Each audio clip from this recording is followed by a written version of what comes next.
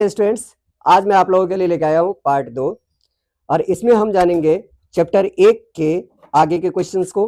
तो आइए शुरू करें हम आज की ये अपनी क्लास।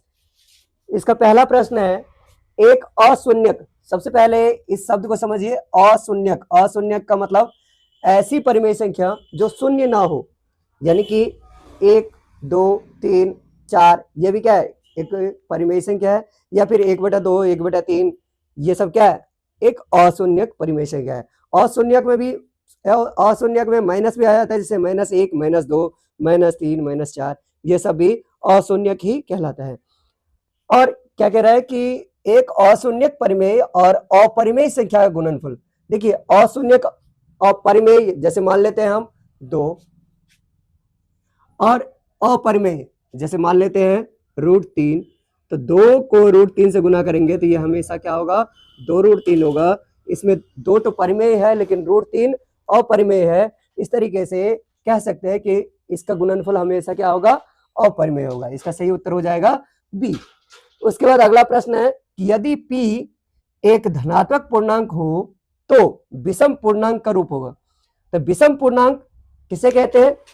जैसा कि मैंने इससे पिछली वीडियो में आप लोगों को बताया था कि विषम पूर्णांक वह होता है जो 2 से भाग नहीं लगता, यानी जो 2 से पूरा पूरा नहीं कटता है।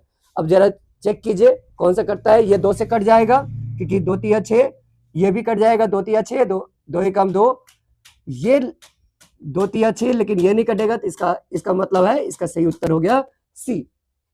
अगला प्रश्न है कि यदि भाग एल्गोरिथम क्या होता है यूक्लिड विभाजन प्रमेय में a बराबर BQ प्लस R।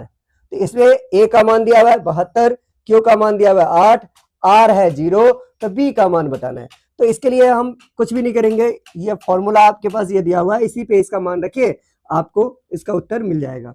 तो a बराबर क्या है 72 और b बराबर नहीं मालूम है तो b की जगह पे b लिखिए, और q बराबर है 8 और r बराबर है 0। तो 0 अगर इधर आएगा तो कोई फर्क नहीं पड़ेगा, लेकिन 8 इधर गुना में है तो क्या हो जाएगा, तो भाग हो जाएगा। तो 72/8, 8 से इसको भाग करेंगे कितना होगा, 8 9 72, यानी कि 9। तो इसका सही उत्तर हो गया ए 9। अगला प्रश्न है, वृत्ताकार पथ पर 3 धावक यानी कि रेसर, दौड़ने वाला जो दौड़ में भाग लेता है उसको हम क्या कहते हैं, धावक कहते हैं। तो वृत्ताकार पथ पर 3 धावक एक ही स्थान से दौड़ना प्रारंभ करते हैं। तो एक चक्कर लगाने में क्रमशः 3 धावक चल रहे हैं, तो क्रमशः का मतलब हुआ कि पहले धावक को 3 घंटा लगता है, दूसरे धावक को 4 घंटा लगता है, और तीसरे धावक को 8 घंटे का समय लगता है। तो तीनों प्रस्थान बिंदु मतलब जहां से वह चलना प्रारंभ किया, जहां से वह चलना शुरू किया, तो वहां पर पहुंचने में उसे कितना समय लगेगा। फिर से वहां पे मिलेंगे वो तीनों, तो कितने समय के बाद मिलेंगे। तो इसके लिए क्या करना पड़ेगा, आपको इसका लॉसन निकालना होगा। तो लॉसन, चूंकि आपके किताब में लॉसन निकालने की विधि है आवाज गुणनखंड विधि, तो उसी विधि से हम लोग इसको करेंगे। तो 3 बराबर क्या हो जाएगा, 3 गुना 1, 4 बराबर क्या होगा 2 गुना 2, और 8 बराबर हो जाएगा 2 गुना 2 गुना 2।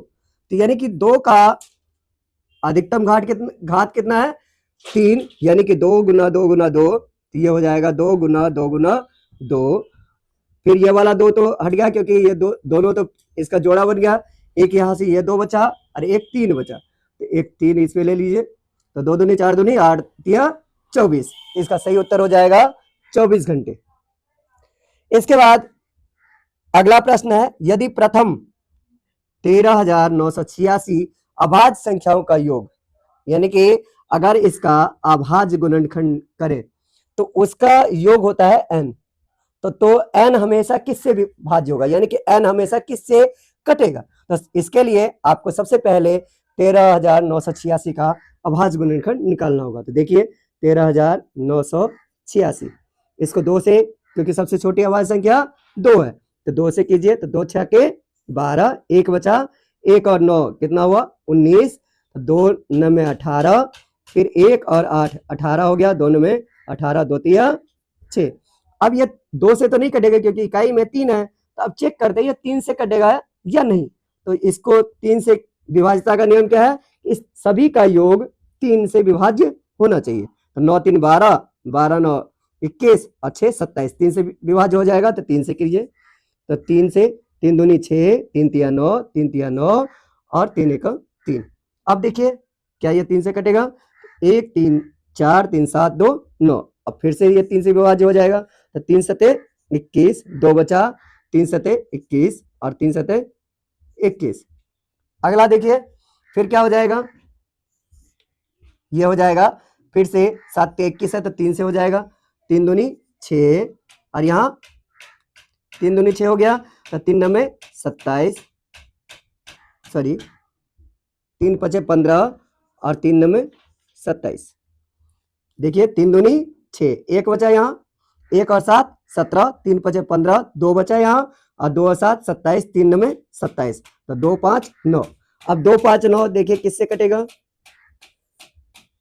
9 5 14 2 16, 3 से तो अब नहीं कटेगा, 4 से भी नहीं कटेगा क्योंकि 59 कभी 4 से कटता नहीं है, 5 से तो कट ही नहीं सकता क्योंकि 5 के लिए या इकाई में या तो 0 होना चाहिए या फिर 5 होना चाहिए। तो यहाँ पे कुछ भी नहीं है। 6 से, क्योंकि ये 2 से नहीं कटता है, 3 से नहीं कटता है, इसलिए 6 से भी नहीं कटेगा। 7 से चेक करते हैं, तो 7 3 21 और 7 7 49, 7 से कट जाएगा, 7 3 21 और 7 7 49। 37 क्या है, 37 एक अभाज्य संख्या है, इसलिए 37 से ये हो जाएगा। अब इन सभी अभाज्य संख्याओं का योग n बराबर हो जाएगा आपका 2 + 3 2 + 3 + 3 फिर 3 फिर है उसके बाद 7 + 37। अब इसको जोड़िए, 2 3 5 3 8, 8 3 11, 11 7 18 और 18 7 25 और 25 30, 25 30 हो गया आपका 55। तो 55 की अगर बात करें तो 5 × 11। तो अब देखिए या तो ये जो 55 है या तो 5 से कटेगा या फिर 11 से कटेगा। तो अब आपका ऑप्शन देखिए, इसमें से कुछ भी नहीं है, इसका सही उत्तर हो जाएगा इनमें से कोई नहीं। तो उम्मीद है आपको ये क्वेश्चन समझ में आया होगा। फटाफट